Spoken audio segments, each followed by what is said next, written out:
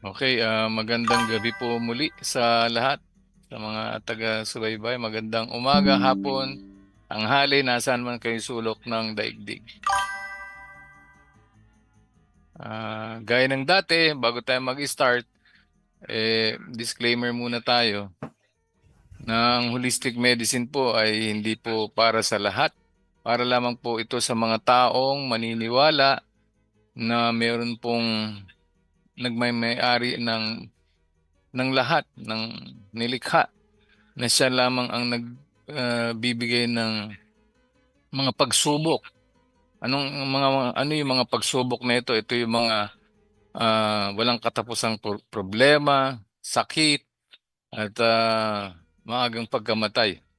Yan po ang mga pagsubok na yan na hindi alam ng nakararami na siya rin naman ang nag-aalis nito at nagpapagaling, at siya rin ang kumukuha ng buhay.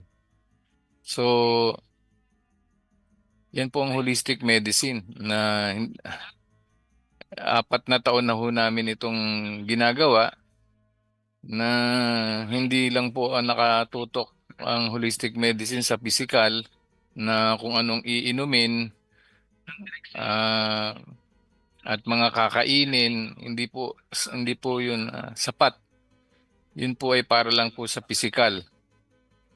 Okay? Yung espiritu po ang pinakamahalaga na hindi nakikita ng nakararami, na kapag meron kayong kulang na ginagawa sa inyong pamumuhay, na puro lang kayo sa pisikal o nakatutok sa katawan, na nasabi ko na rin to noon na para lang namumuhay na parang aso't unggoy, na paggising sa umaga kakain, maghahanap ng trabaho, maghahanap ng kaligayahan maghapon, hanggang pagdating sa gabi matutulog.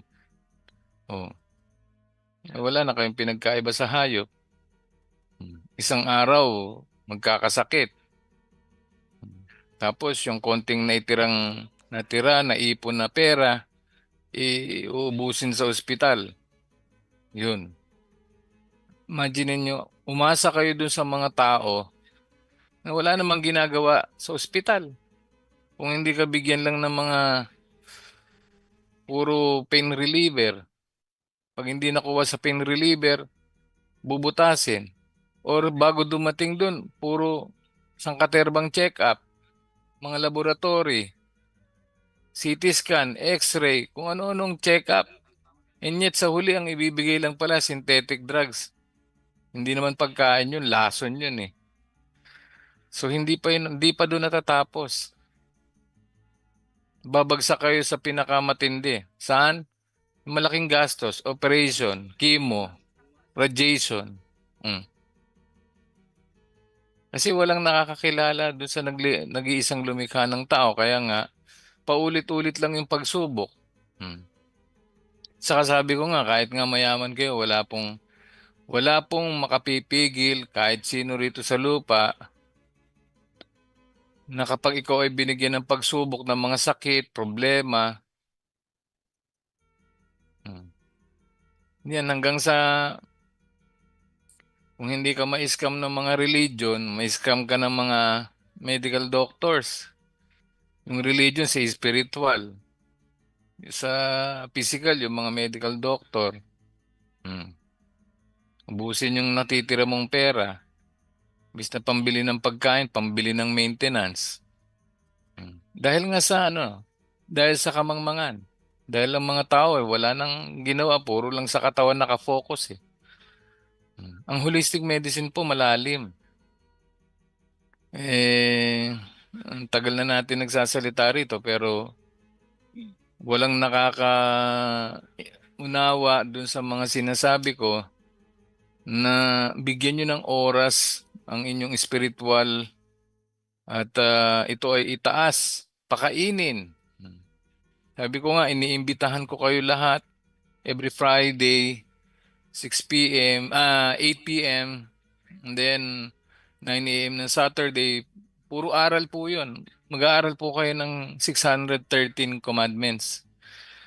Dahil ito po ang totoong magbibigay sa inyo ng kagaangan, kapayapaan, kalayaan, kaalaman.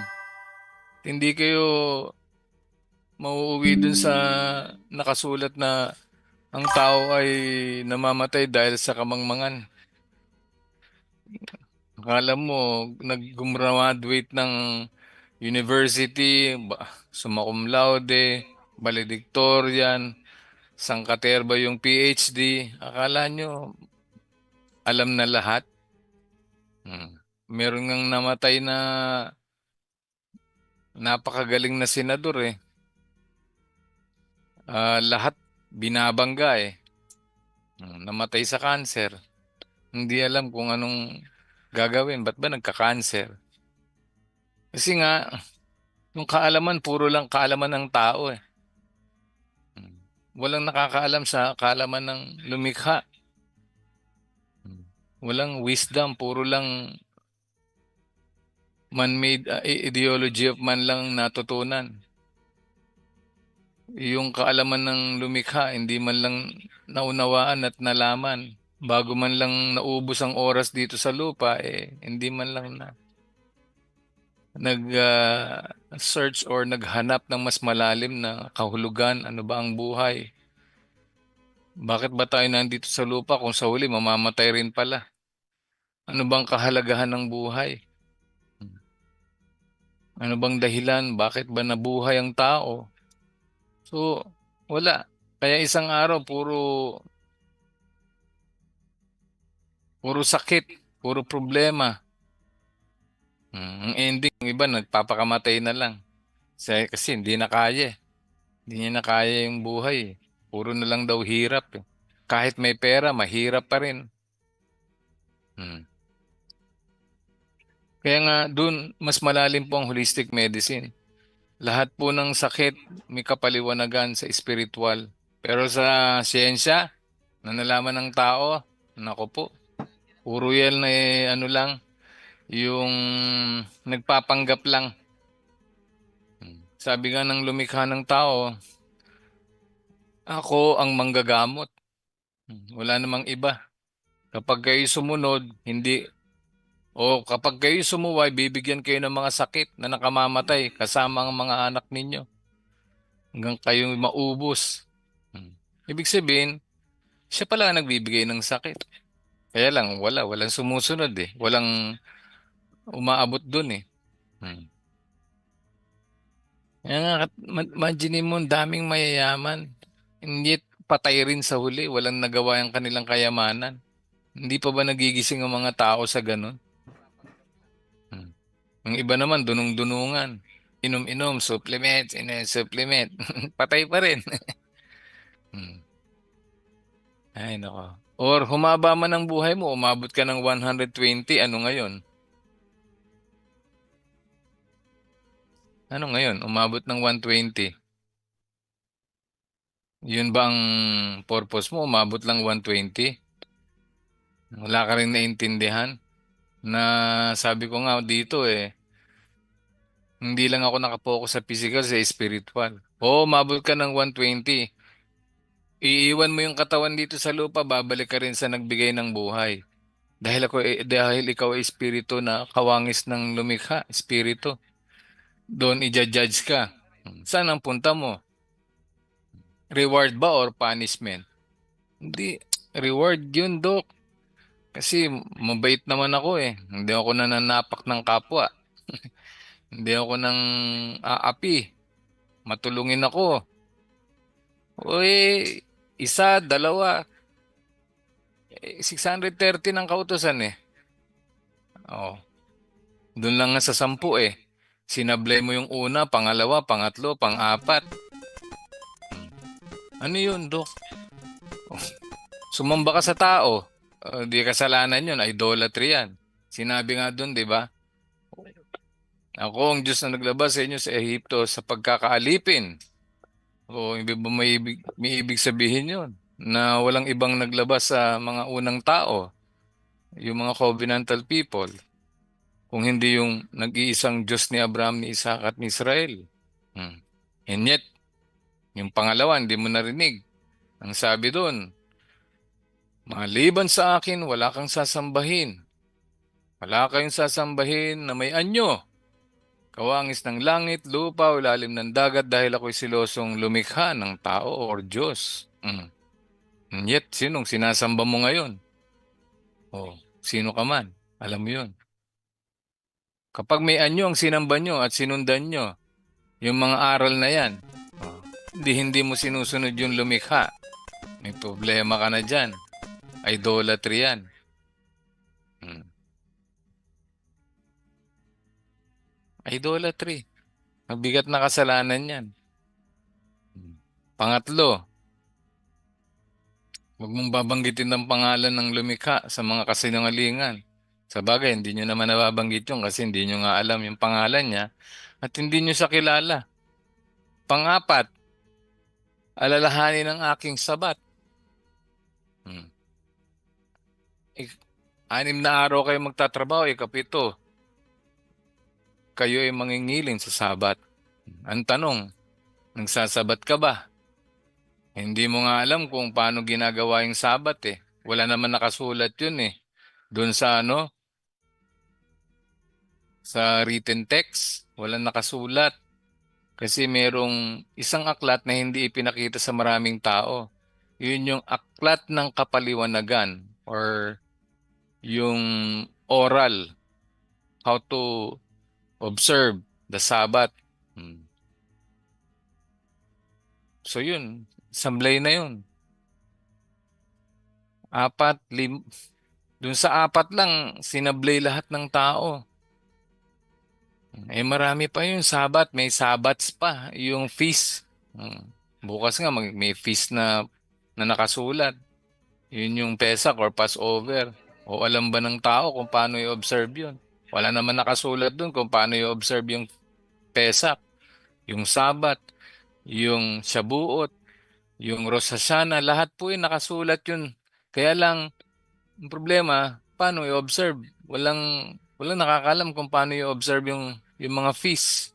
Hanggang Yom Kippur or Day of Atonement, hanggang Sukkot. Hmm. Eh, Dok, wala na yan eh. Kasi meron na kasing ano eh, bagong tipan eh. Kailan? Sino nagsabi na yan ang sundan ninyo? Kaya sangkaterban sakit ang mga tao ngayon kasi walang naiintindihan na itong mundo na to merong hindi nakikita. Hmm. Halos lahat ng tao nakafocus sa idolatry. Na, hanggat hindi nyo nalalaman yung nag-iisang lumikha, walang saysay ang pananatili nyo sa lupa. Para lang kayong asong namuhay. At huwag kayong magsasalita na against dun sa sinabi ko. Alamin nyo muna. Mas lalong kasalanan yan. Lasyon hara yan pag nagsalita ka dun against dun sa sinasabi ko. Lasyon hara, evil tongue. Ibig sabihin, yung totoong sinasabi ko, kailangan alamin mo muna bago ka magsalita. Mahirap kasi sa mga tao magsasalita ka agad ng against or masama. Hindi pa nga niya naiintindihan, di ba? Alamin niyo muna. Kaya nga ako bini-welcome ko yung mga tao. Mas malalim yung holistic medicine. Spiritual po, hindi nakikita ng mga tao. Doon pala sila nagkakasakit dahil sa kanilang walang kaalaman.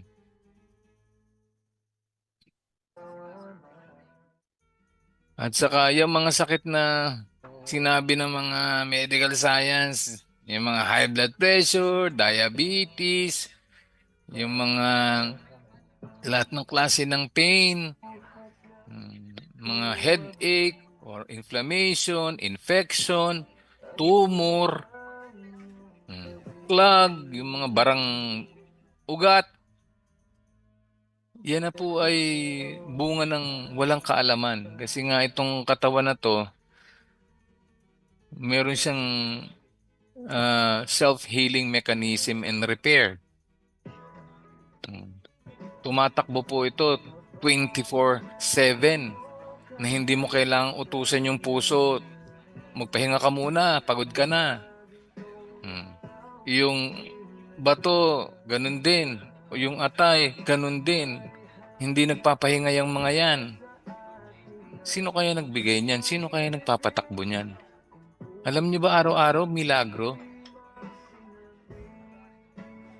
Hindi kayo nauubusan ng hangin.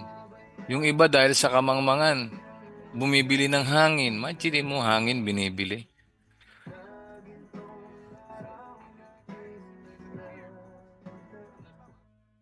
Yan, dahil po sa wala ninyong kaalaman, nai-scam na kayo. Hmm. Kaya nga dito sa holistic medicine, 10 years na po nagpa-practice ako, more than na. Wala pong kung ano kong binibigay na synthetic drugs or even supplement. Meron man pero pilit na pilit lang. Kasi nga nakakahiya eh. Bakit? Ibig sabihin mas magaling pa ako dun sa lumikha. 'Di ba? Nakakahiya 'yon. Ang binigay niya lang pagkain.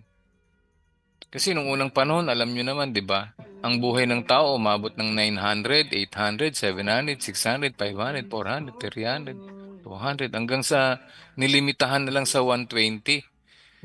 Wala ngang umaabot ng 120, 70, 80 na lang. Tsamba na lang makaabot ka sa 100. Katulad nila nila Enrile umabot pa ng 100 o kung sino man lumagpas pa doon. Ano ngayon, lumagpas ka doon. Ano bang naintindihan mo rito sa pananatili sa lupa? Wala. Namasyal lang, 'di ba? Hindi inalam yung malalim, mas malalim. Yun po yung spiritual po. Yun yung sinasabi ko, yung Torah. At kinilala naman sana yung may-ari ng mundo. Wala nagsumikap alamin yung pinakamalalim. Hmm. Kung ano-anong aral ang inaaral, hindi yung nag-iisang lumikha ng lahat. Hmm. Wala silang time. So, ito nga ang holistic medicine. Doon ako nakafocus sa espiritu kasi kapag naintindihan nyo na po yung sinasabi ko, doon po kayo magkakaroon ng kalayaan sa mundong ito na merong puro sunod ka ng sunod sa sistema. Bata ka pa lang, tinitrain ka na. Oy, mag-aral ka mabuti para pag-graduate mo, makakuha ka ng magandang trabaho, makakuha ka ng mataas na posisyon. Yan, sistema yan. Kaya ang oras mo, inubos mo doon sa pag-aaral, 14 years, 6 years sa elementary, 4 years sa high school, 4 years sa college. 14 years, mag-masteral ka pa. Para saan? Sa pansamantalang mamumuhay rito sa lupa. Iba nga, hindi na umaabot ng 30 na mamatay na eh. So, yan po ang holistic medicine. Kailangan malaman nyo yung mas malalim kung ano yung purpose ng buhay. Yan po ang holistic medicine. Para po yung mga sakit, sabi ko nga, hindi nga ako nanggagamot eh. Nagtuturo, oo. Kasi ang totoong meaning ng doktor, ibig sabihin dokta, docere sa Latin, ibig sabihin teacher, hindi po manggagamot. Kapag may nagsalita sa iyo dyan na nagmanggagamot daw siya, hindi po doktor yun. Mangkukulam yun. Kung ano-anong tinuturo. Hindi pwedeng laktawan yung may-ari ng lupa at sanlibutan. Lahat ng buhay. Hindi po pwedeng laktawan yun. Sana nga maintindihan ninyo yung sinasabi ko kasi paulit-ulit lang naman ako dito eh. Hmm. Saka yung mga binibigay kong recommendation ano na lang yan eh. Inaral ko na rin naman lahat yan. Nakakatulong yan somehow. Pero sabi ko nga babalik ulit yan. Kasi nga yung mga simptomas, yung mga sakit na yan, kung tutusin nga hindi sakit yan eh.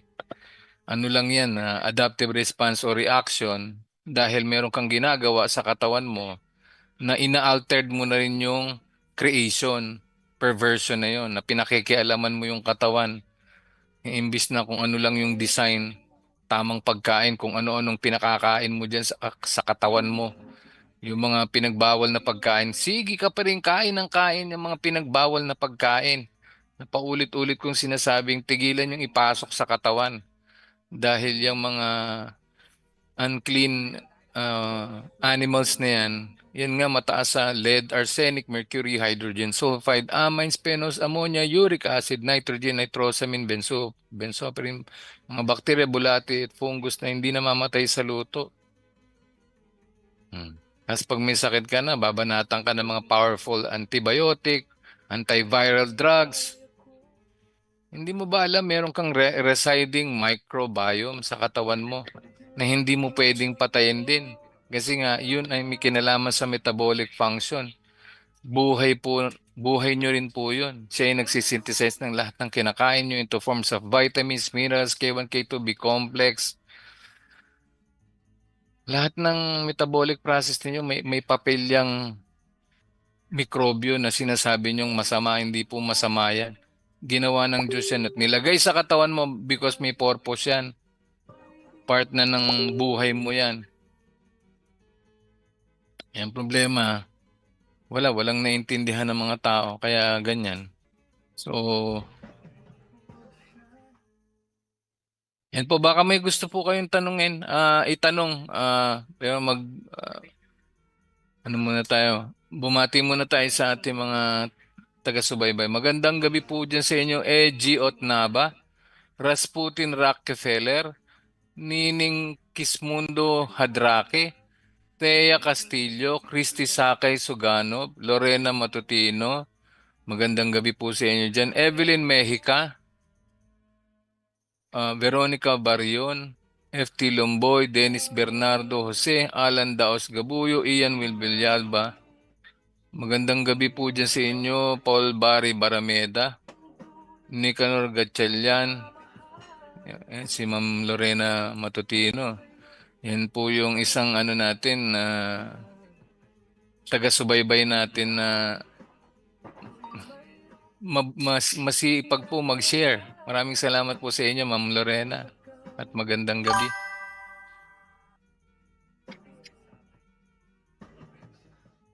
Baka po may gusto kayong itanong dyan, ha? Brad, baka ikaw may gusto kang itanong dyan.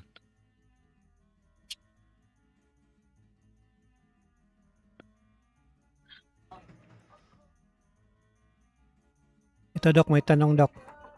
Yes. Dok, bakit kami nagkakasakit kahit kumakain naman daw sila? Anong kumakain sila? Bakit daw sila nagkakasakit ni kumpleto naman sila sa kain? Ano ba yung pinanggalingan ng sakit? Teka, anong kinakain? Kumakain naman sila ng alin? Kumakain ng mga pagkain.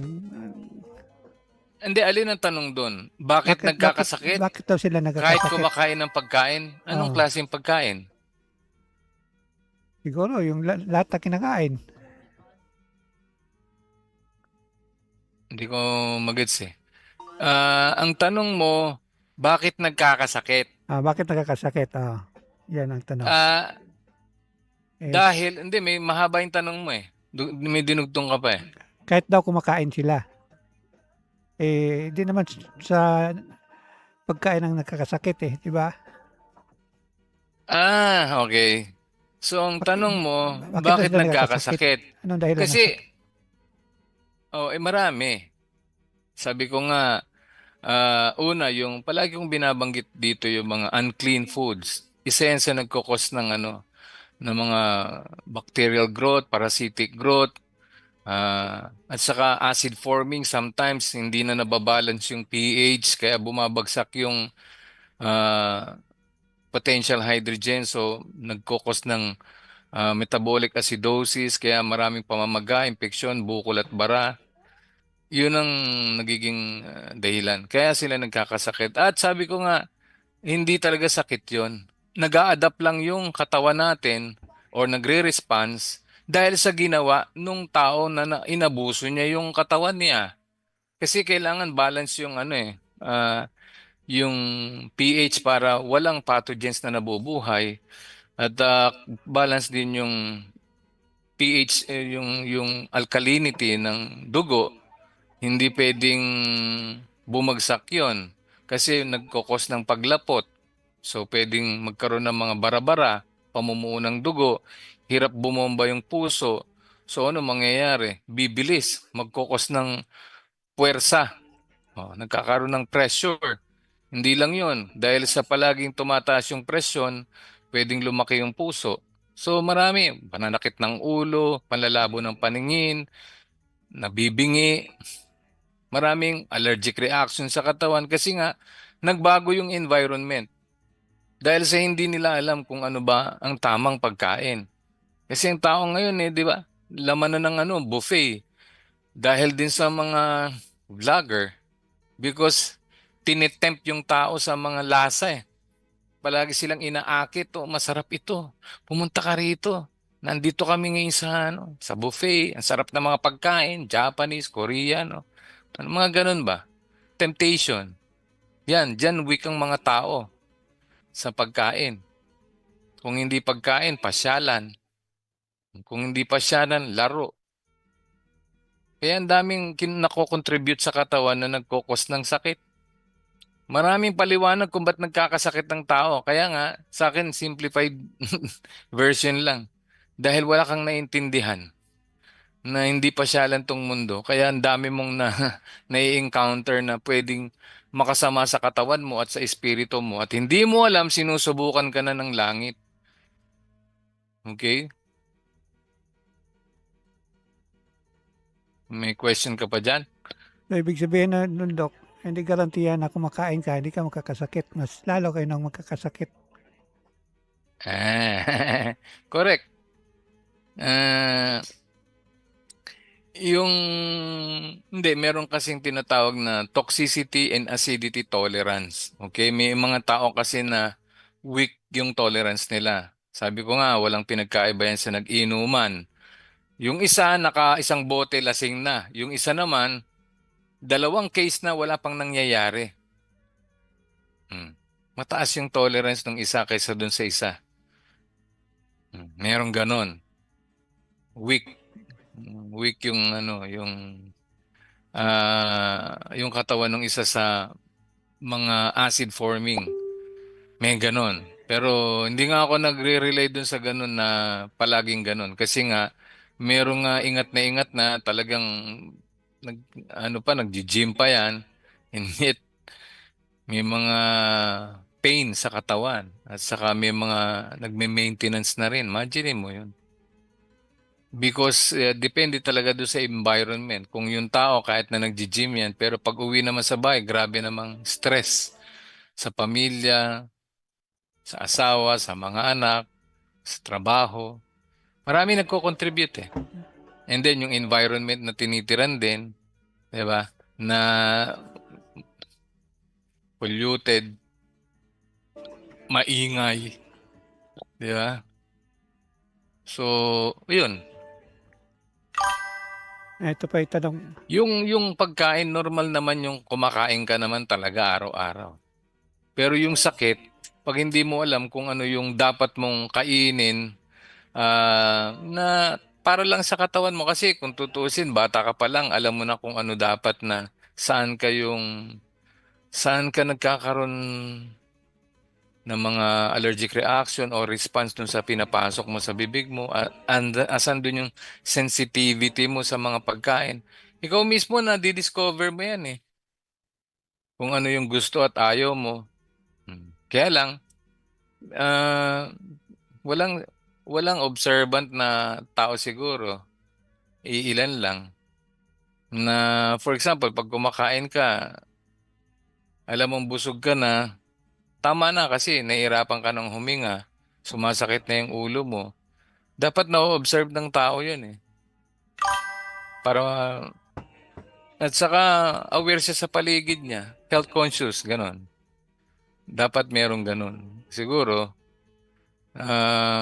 minsan kasi yung mga tanong na katulad ng tanong mo, dun sa mga tao na later na lang nagkakaroon ng interest sa kalusugan. May mga ganon. Kaya ngayon pa lang sila nag-aaral. Eh, kung nagkakasakit ka, Dok, talaga ka bang kakain o hindi kakain? Anong Nang maganda alin? dun? Yung kakain ka, Hindi, pagkain hindi, lang. normal ang pagkain, Brad. Oo. Kailangan natin kumain ng carbs, protein, carbs para masupply ng energy yung katawan, yung mga cell. Tapos yung protein, power for building muscle.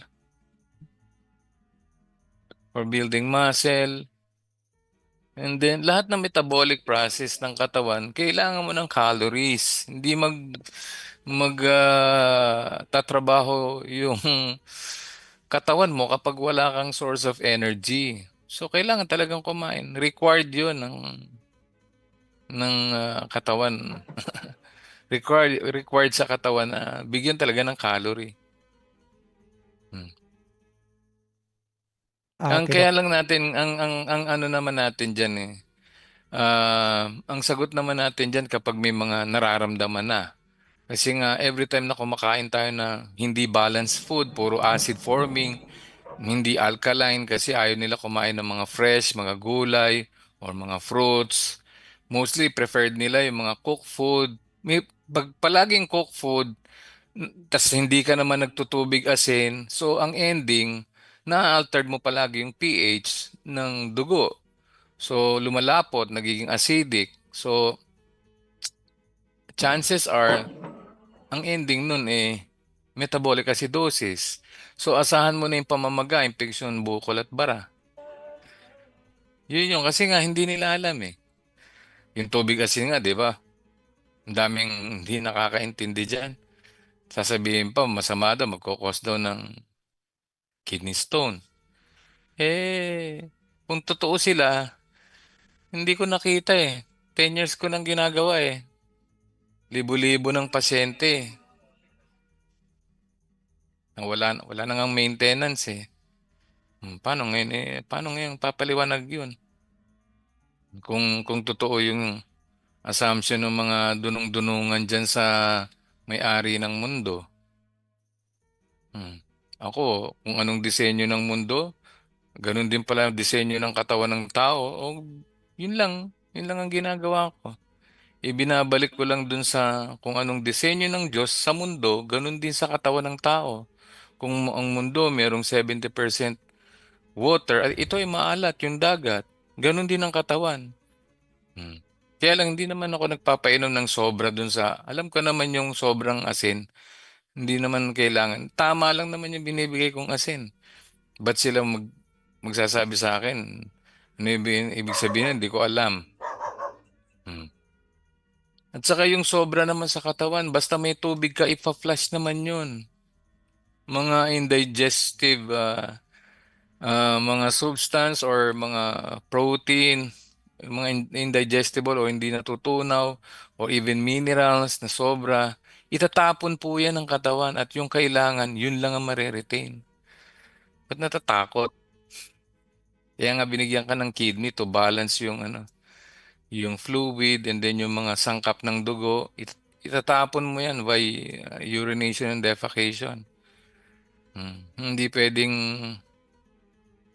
mas magaling pa ba sila sa lumikha ng tao? So, sa atin, binabalik lang naman natin yung design. Hindi natin pwedeng pakialaman. Kaya nga more on education tayo eh. So, yan, baka may gusto po magtanong dyan ha. Text lang po kayo.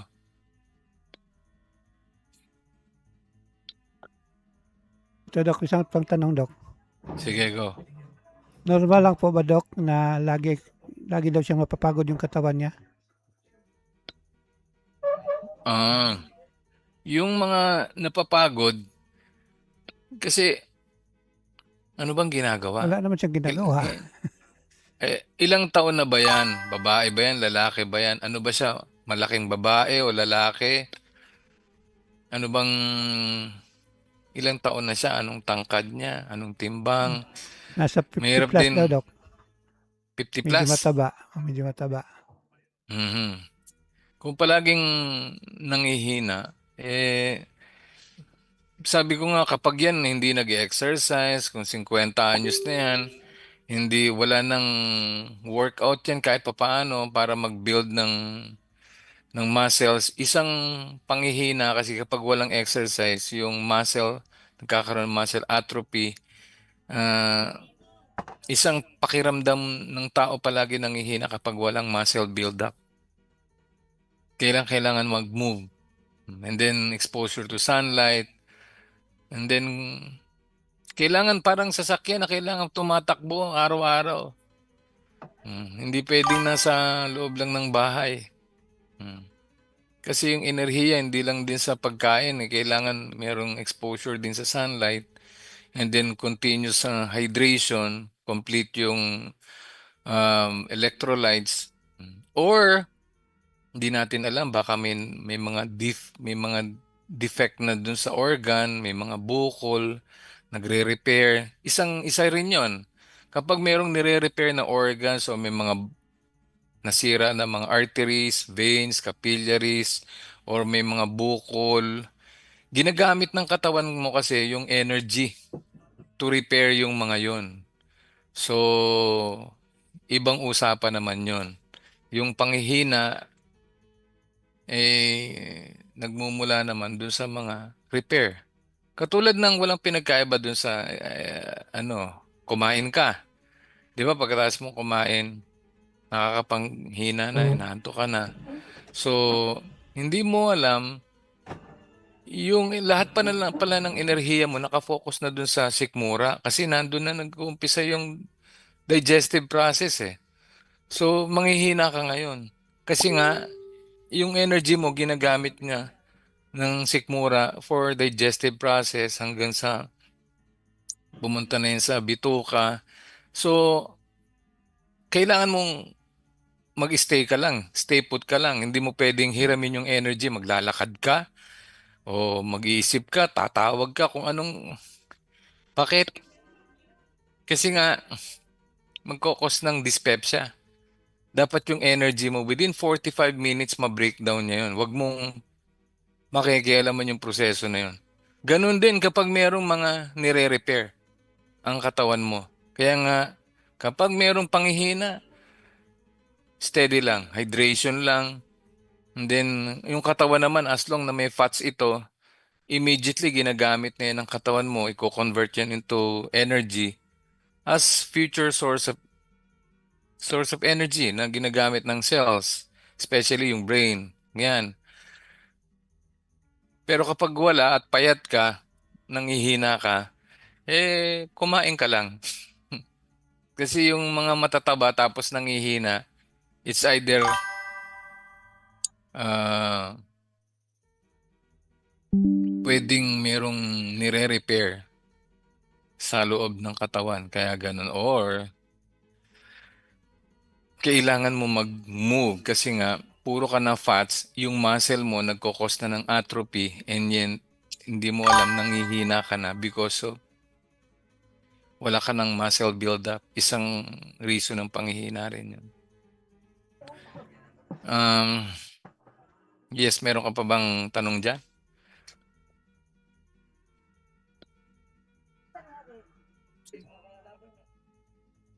Baka po may gusto kayong itanong dyan sa mga nakakapanood. Ito, Dok. Ano daw ang kulang sa katawan niya kung wala siyang energy? Lagi siyang nanghihina. Mhm. Anong kulang? Oh, Sabi ko nga isang source ng energy is yung sugar or glucose. Kailangan mo yan para magkaroon ka ng energy. Pangalawa, electrolytes, potassium, calcium, magnesium, sodium. Hmm. Yan ang mga basic na kailangan ng katawan para magkaroon ng energy. Kaya nga yung iba, di ba? Yung pag nanghihina, isuswero electrolytes, kailangan yon. At saka yun na nga, merong nire-repair yan kapag ganyan. Kapag palaging nanghihina. Is either yung baga or nasa bituka. Yan. Hmm. Or pancreas. Pwedeng pancreas. Kasi nga, pag hindi nagre-release ng insulin, tamang insulin, yan, pwede rin maging problema yan. Kasi nga, may pumapasok ah, ng mga carbo pero hindi nako-convert sa tamang conversion and then walang insulin. So, paano magagamit as a source of energy pa? Makakreate ng ATP dun sa mitochondria. Merong energy cell na tinatawag sa katawan during metabolic process. No, pag wala 'yon at may problema sa pancreas, isa pa 'yon. Kaya nga napakahalaga ng movement, exposure to sunlight, breathing exercise. Nakakatulong 'yon for energy resources. May tanong pa, Brad? Naintindihan kaya ako? Ito, Doc. Maraming bakunado ng, ng COVID. Maraming ganyan na nanghihina at Mm. madaling mapagod at hinihingal. So, natusukan yata to. Na madali nang mapagod. Ah, hala, bakit hindi ko makita yung ibang comment? Oh, iilan lang yung comment na nakikita ko. Anong nangyari dito?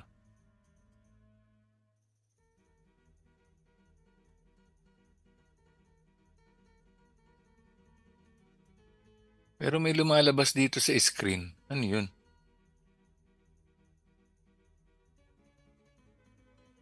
Ano ulit, Brad?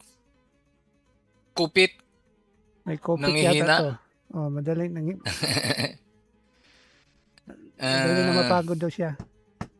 eh, alam naman natin yung kupit na yan.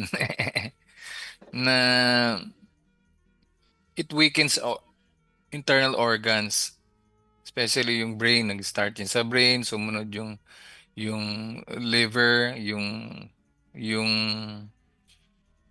lungs. Affected yung internal organs. So, yan ang problema dyan. Na yung mismong metabolic function that produces energy na altered. Kasi nga, yung design ng mga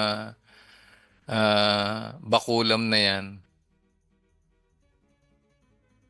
is to alter yung design ng tao. Kasi nga, puro mga, di ba, puro mga scientific na yung mga ingredients niyan mga chemicals niyan. Talagang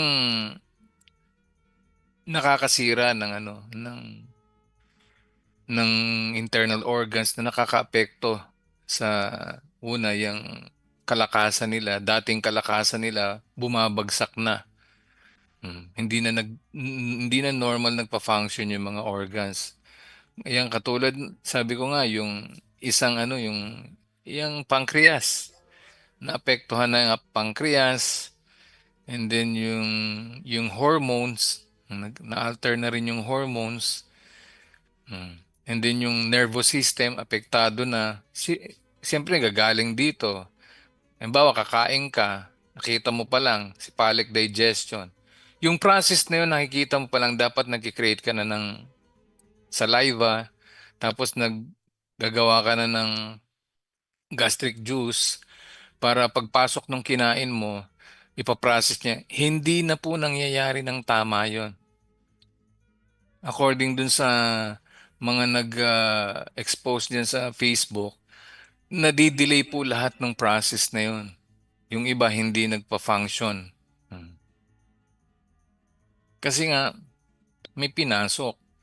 Yung pinasok na yun, yun ang nakakasira sa metabolic cycle.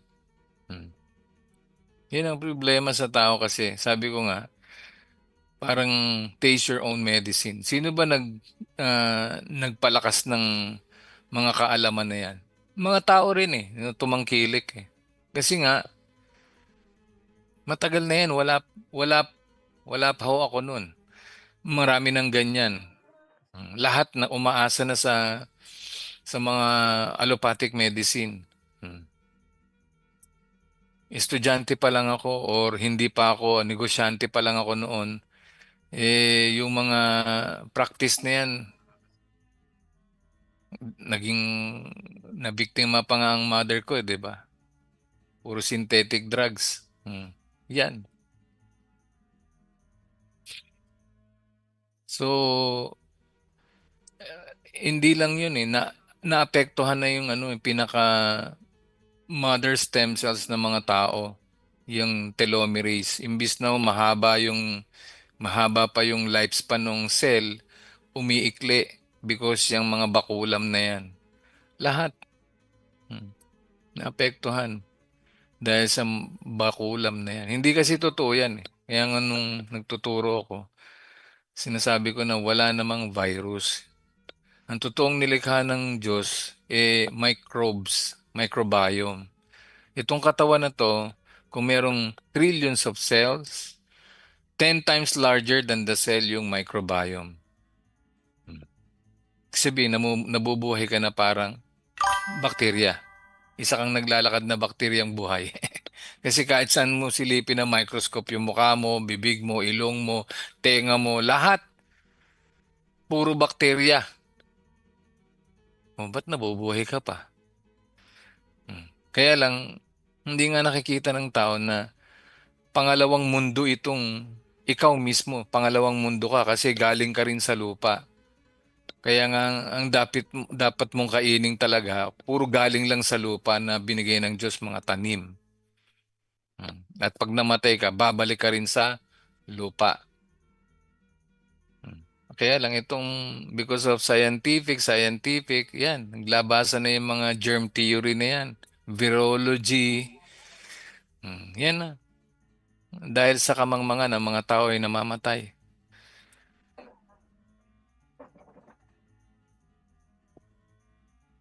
May tanong Hmm. si Ma'am Tina. Yes, Ano daw gagawin kung 3 araw na di dumay? dumudumi.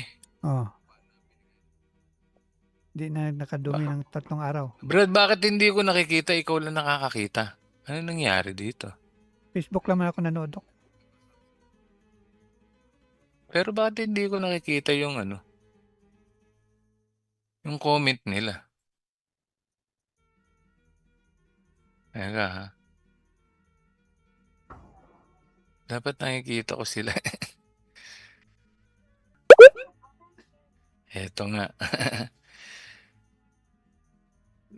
Munti na katipol. Dok, anong pwedeng gawin kung hindi makadumi 3 araw na? Yun na nga po. Kapag ganyan hindi po makadumi, wag muna pong magpasok. Tandaan nyo, kung ano yung pinasok, dapat yun muna ang lumabas. Kaya lang, wala eh. Kumakain pa ata yan. Ano po ba yan, Ma'am Tina? Ilang taon yan? Bata ba yan? Matanda? Ilang taon? Anong tangkad? Babae ba yan? Lalaki ba yan? Gideon Walhati. Dok, paano pag na-heart attack while sleeping due to diabetes complication? Related issue tapos comatose ng makonfine sa hospital. May dextrose at NGT. Since Friday, madalas nakain ng Jollibee Chicken Joy yung friend ko po. Salamat. Eh, yun na nga po sinasabi ko.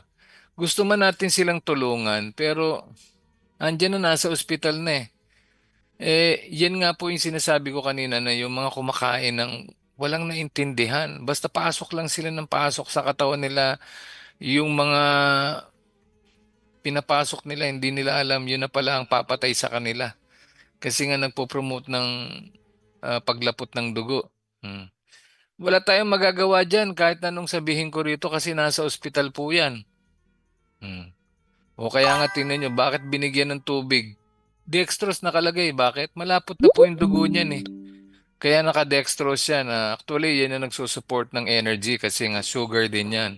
Kung yan ay may swero pa, saline solution, yung sodium chloride pala, yun naman asin tubig yun. Para ma-maintain yung pH and then yung dextrose para ma-supply ng energy. Asukal din yan eh.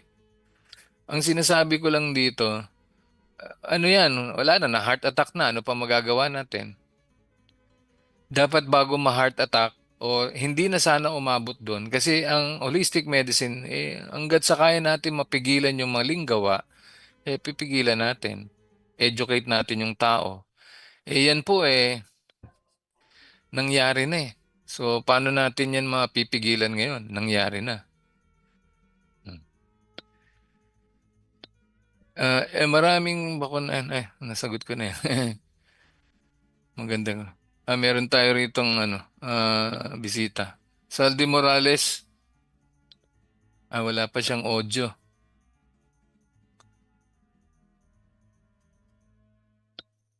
So, yun nga po. Ang holistic medicine doon lang tayo sa prevention. Pero yung nakapasok na sa ospital, kung yan pa ibibigyan ng pangalawang pagkakataong mabuhay at nakauwi pa ng bahay yan, doon lang tayo magbibigay ng recommendation kung matutulungan pa natin yan. Nawala. Nawala yung saldi.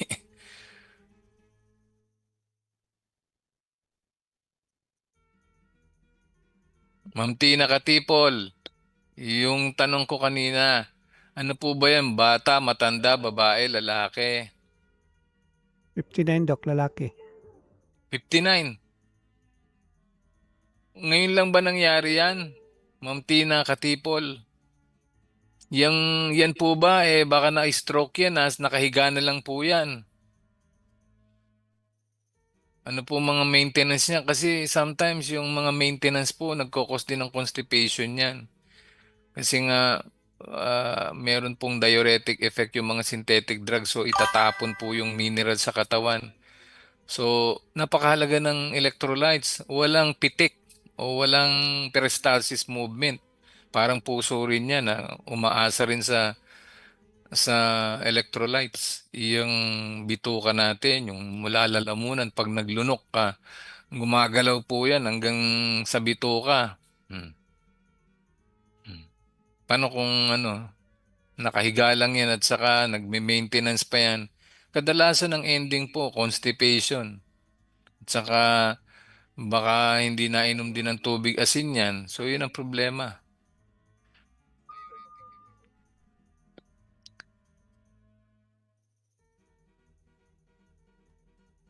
Sir Gideon Luwalhati, narinig po ba yung sinabi ko? Gusto man natin tulungan yung kaibigan ninyo, kaya lang, ayan, nangyari na po yung pong hindi dapat mangyari, nangyari na eh. Nasa ospital na yan. Kahit na anong sabihin natin na gusto natin tulungan, hindi mo matutulungan yan. Nasa loob ng ospital eh. Yan na po yung sinasabi ko na kapag dumating na sa ganyang sitwasyon ng mga tao, yan, yung konting natitirang pera, yan, uubusin yan dyan.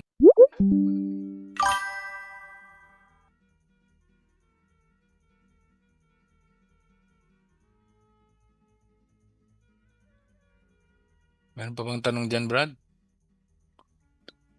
Yung sagot ni Ma'am Tina, Wala ano, naman dito sagot, eh, ba't gano'n? ayun, wala na po daw maintenance. Ba't siya nasagot sa akin, hindi? Wala akong makita. Sa Facebook lang naman ko nanood, Doc.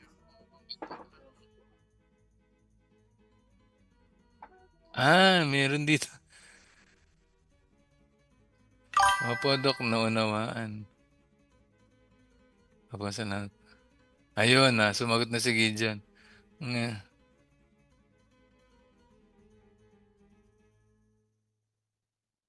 Alam mo, hindi, nagtrabaho sa construction. So, lalaki, 59 na po. Okay. So, dapat ang gawin niya lang muna, hindi muna siya kakain, wag muna siya magtrabaho.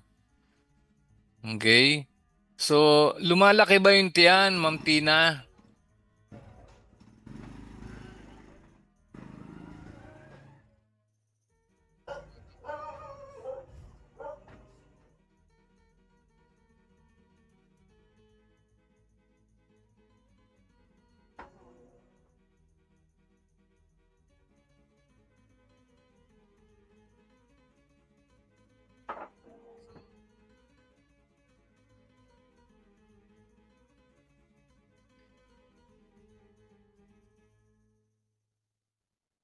Hindi naman. Sagot ka agad eh. Ang oras na tayo. Uy, ano na tayo? 9:20 na pala. So, ano na tayo? Pack up na tayo, Brad. Wala na nagtatanong. Uy, ana. Mm. So, again, marami pong salamat muli sa lahat po ng sumubaybay sa ating programa. Magkita-kita po tayong muli next week, Tuesday, 8 p.m. pa rin po. Okay? So, yun, marami pong salamat. Baro ka doon, wala, amen, amen. Kita-kits tayo Friday, Brad. Okay, thank you, Doc. Baro ka, Shem, baro ka, Shem. Out na ako, ah. Okay, Doc. Thank you.